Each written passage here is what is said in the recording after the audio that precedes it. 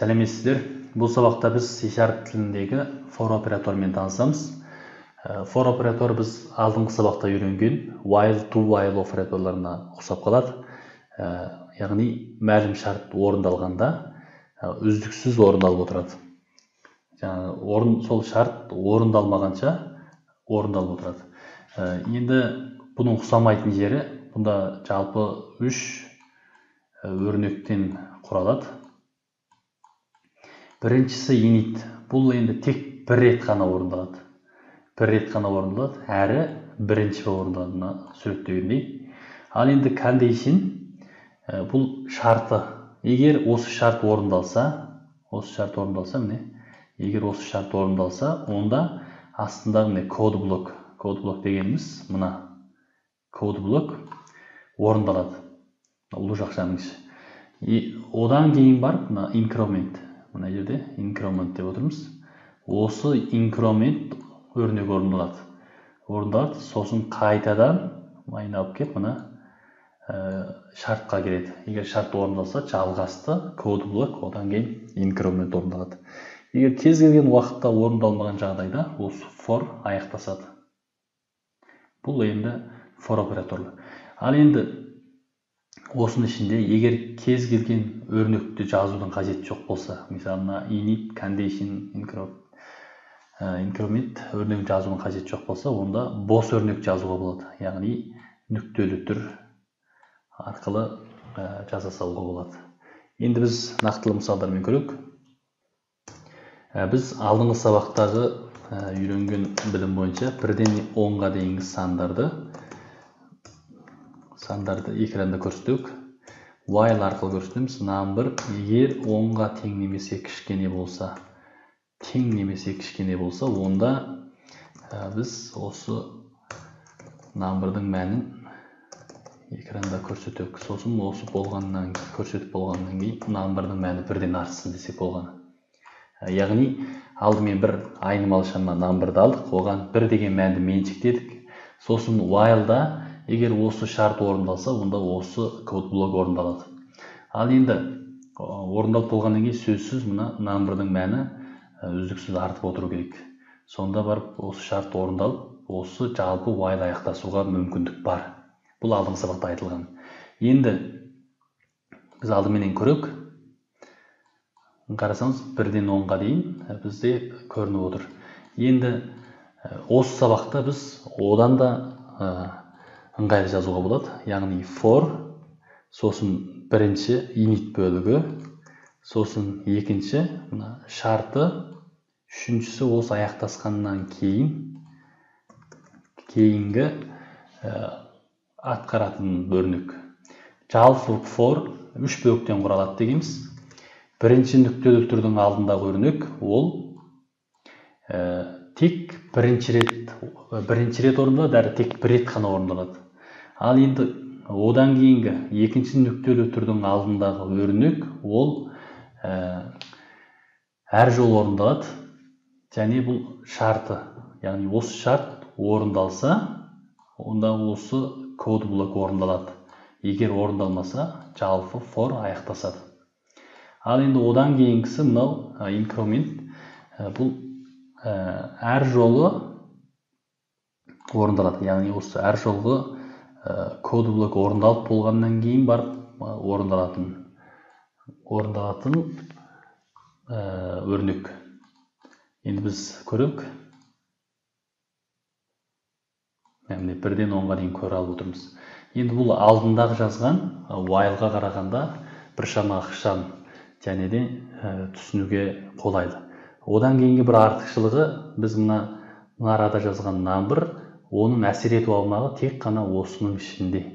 Біз осы ұлы жақшаның ішінде. Енді оның сыртына біз console writeLine деп жазсақ, number'ды алсақ, ала алмаймыз.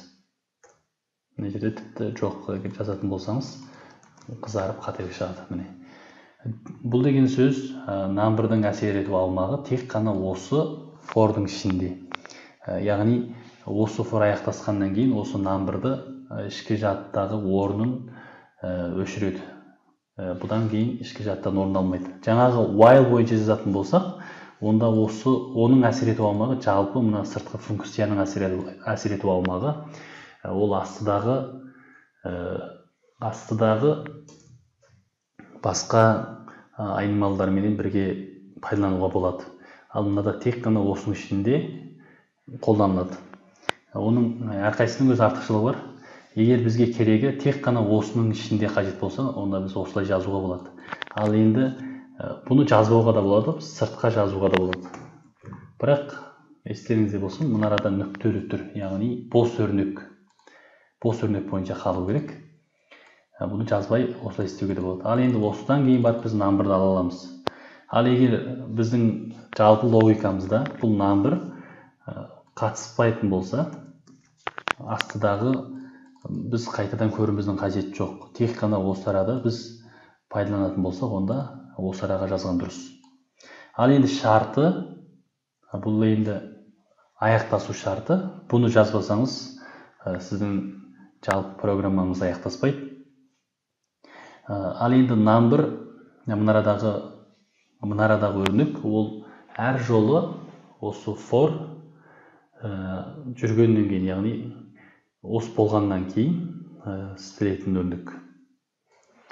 Енді біз тағы да бір мысал істеп көрейік. 1-ден 100-ге дейінгі сандардың қосындысы. Мынаны жазып қояйық. 1-ден 100-ге дейінгі сандардың қосындысы, онда for дейміз, int, I тең 1 десек, сосын бар I кішкене 101 десек те болады, немесе 100-ге тең десек те болады. Сосын барып I әр жолы 1-ден артып отырсын, I-дың мәні. Енді бұл арада біз айнымалыны алып алдық, I деп, ол 1-ге тең. Ал енді шарты 100-ге дейін, 100-ге тең болғанша жүрсін, сосын әр жолы 1-ден артып отырсын дедік. Енді барып біз console writeLine дейік та, біз мұнарада int sum.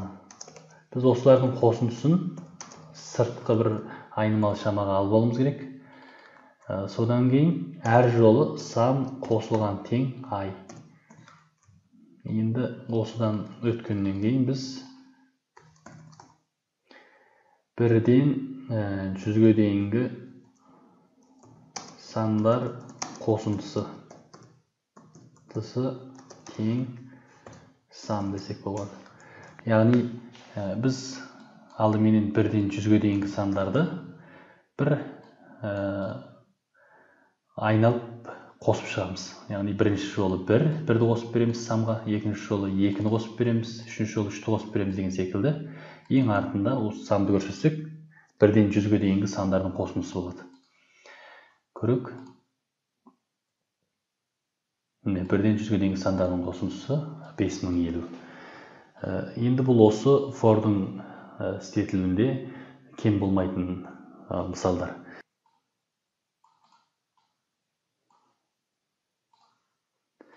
Енді for мысалы int I тең 3 десек мысалы, сосын барып үтір j тең 5, жоқ 10 десек. Содан кейін барып біз I үлкен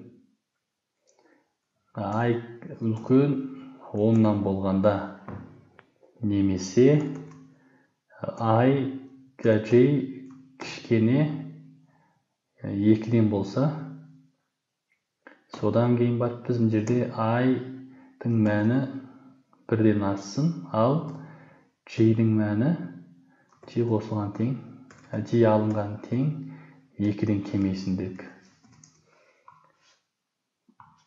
Сосын console writeLine. Содан кейін барып жаңағы